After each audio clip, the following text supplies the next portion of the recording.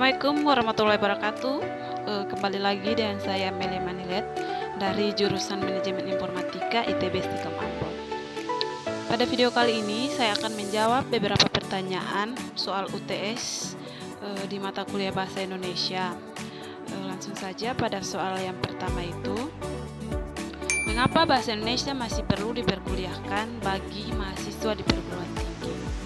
Ya teman-teman, seperti yang kita tahu bahwa mata kuliah Bahasa Indonesia ini merupakan salah satu mata kuliah yang wajib. Kenapa sih masih perlu untuk dikuliahkan? Karena pembelajaran mata kuliah Bahasa Indonesia ini bertujuan agar mahasiswa mampu berkomunikasi dengan baik dengan menggunakan bahasa Indonesia secara efektif dan efisien sesuai dengan etika dan kesopanan yang kita punya. Ya teman-teman, untuk soal yang kedua itu bagaimana tanggung jawab kita sebagai generasi muda untuk mengembangkan bahasa Indonesia di masa kini dan masa depan. Menurut saya pribadi, untuk pengembangan bahasa Indonesia ini, kita sebagai generasi muda itu memiliki peran penting. Bagaimana caranya kita untuk mengembangkan bahasa Indonesia ini? Salah satunya yaitu kita harus melestarikan bahasa Indonesia ini. Bagaimana sih teman-teman untuk kita melestarikan bahasa Indonesia ini? Yaitu tentu saja kita harus menghindari penggunaan bahasa asing yang berlebihan sehingga bahasa Indonesia yang kita punya ini dapat terlestarikan dan bertahan sampai ke depannya. Dan juga pastinya bahasa Indonesia kita ini tidak mudah hilang atau mudah punah di kalangan generasi-generasi yang akan datang.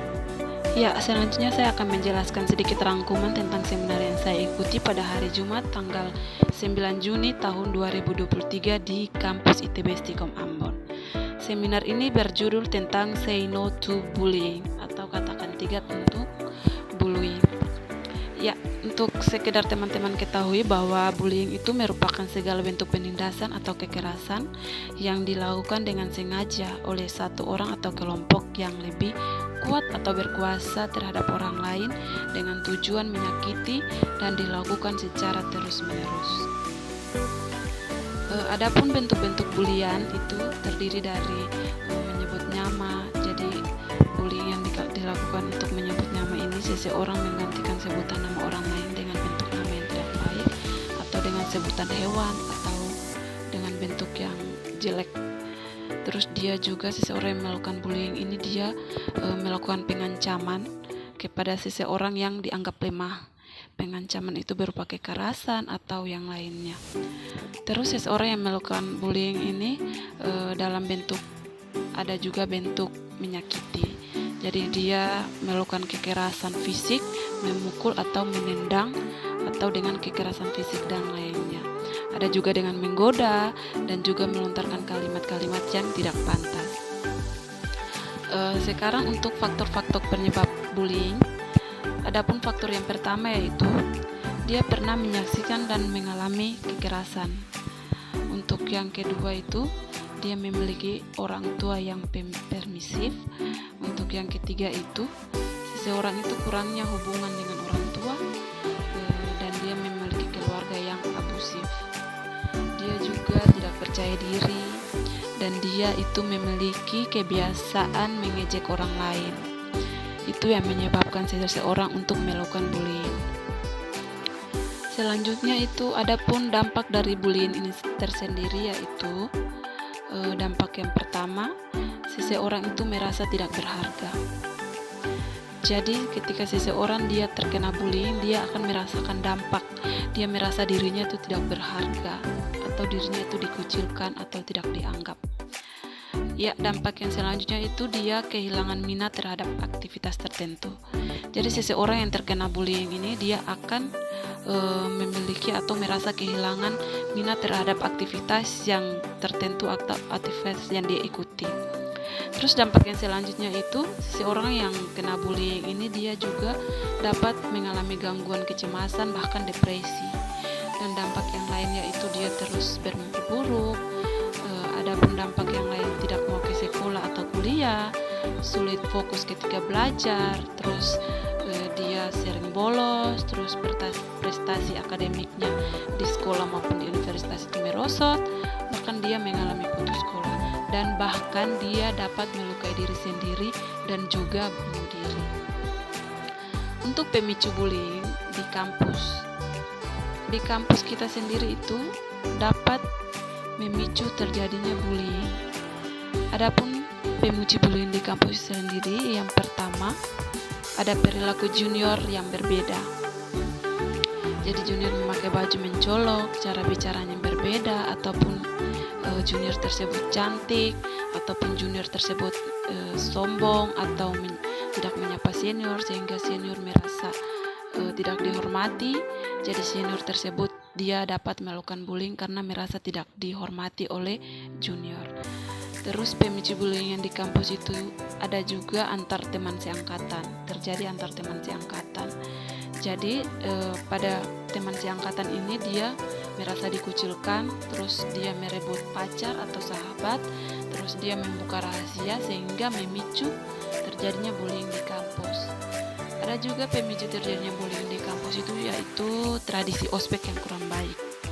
Tradisi ospek yang kurang baik ini juga dapat memicu terjadinya bullying karena ospek di kampus ini sekarang banyaknya kekerasan atau banyaknya perilaku yang luar dari peraturan kampus. Yang selanjutnya itu ada mengatasi bullying.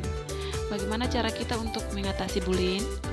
Cara yang pertama itu kita harus mencari bantuan kepada anggota kepolisian atau keamanan setempat.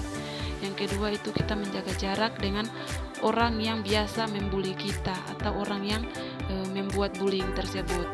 Terus cara yang ketiga kita dapat tenang untuk menghadapi situasi apabila terjadinya bullying. Cara untuk mengatasi bullying yang terakhir itu kita dapat kumpulkan bukti. Jadi ketika kita mengalami bullying, apa yang harus kita lakukan? Kita harus kumpulkan bukti kekerasan atau bullying yang dilakukan orang terhadap kita sehingga kita dapat melapor ke pihak yang berwajib dan dapat diproses sehingga orang yang melakukan bullying itu bisa mendapat efek jerah. Ya, selanjutnya itu ada kita pada seminar anti bullying itu sendiri akan kita diberikan materi tentang membentuk konsep diri yang positif. Jadi bagaimana caranya kita itu membentuk diri yang positif? Ya, cara kita untuk membentuk diri yang positif itu yang pertama konsepnya itu kita harus mengenali dan menerima diri sendiri. Kita harus mengenali siapa kita, apa kepribadian kita, dan kita harus menerima segala kekurangan yang kita punya. Konsep yang kedua itu kita menetapkan tujuan yang realistik. Jadi tujuan kita apa, kita sudah tahu apa tujuan kita dan kita harus menggapai tujuan tersebut dan tujuan tersebut itu harus realistis. Untuk konsep yang berikutnya itu kita harus dapat memperbaiki kesalahan yang kita lakukan di yang lalu-lalu, kita dapat memperbaikinya untuk ke depan sehingga kita dapat melakukan hal-hal yang lebih positif dan lebih baik. Untuk bentuk konsep diri yang positif yang terakhir itu bagaimana kita meningkatkan rasa empati. Jadi bagaimana kita harus memiliki rasa empati terhadap orang lain, rasa peduli terhadap orang lain, rasa kasih sayang terhadap orang lain. Yang terakhir itu ada beberapa kata atau kalimat yang diberikan kepada pemateri pada seminar itu yaitu pribadi yang baik-baik saja tidak akan menindas orang lain. Bila tanganmu kuat panjatlah tebing, bila kakimu kokoh dakilah gunung, alam memberimu otot untuk tidak menganiaya orang lain. Ya teman-teman, sekian dari video saya kali ini, kurang dan lebihnya saya mohon maaf. Tetap semangat untuk kita semua. Wassalamualaikum warahmatullahi wabarakatuh dan sampai jumpa.